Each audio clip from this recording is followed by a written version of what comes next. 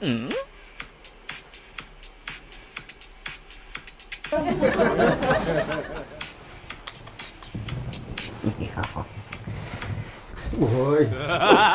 Nima bo'lding Saran? Keldi ketdidek uyoqdim yoq cho'kdi bizdan paydoqlab qoldim. Bek çıkıldap ketdi go. Bek çıraylık mıken? Ha, bak telefon diyorsun çıraylık alma uğuş gelmesin. Kela bu cak otur ha otur. Abbacı i alvaslını görüp buzluptu ahval xatterlik edip jügrep kəginim. Kimden bilsin kim Tabak pişti mi ya? Uzak içip ketdi işte bular. İştin körüp oturaşqa razı. Ma aşqan çırıp başqa razı emas şunda ma. Nima qilaman sening oshxonaga men chirab, yo'da sen bu sepelni qorib olsan kelib ani qil, mani qil demdima. Mem çiçim boyayım. Bak içimni sıkmay. Qo'y.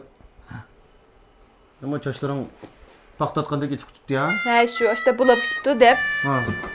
Ma boyaq ağa. Serik qolamni qandaran olan boyayım karım yok. Gulg'uma. Gulg'uma degan gapni bam deysa, gulg'uma degan. İşte xuma. Qavatlashma. Albatta chochlaring bek etib tutdi.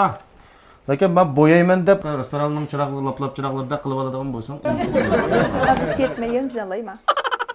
yaxshiroq qila olasizmi mana qara, mana chechag'a emas keldi, mana qo'pa. Ne maqul. Ishtik ichqa tovoqnima qo'saq. Maqul.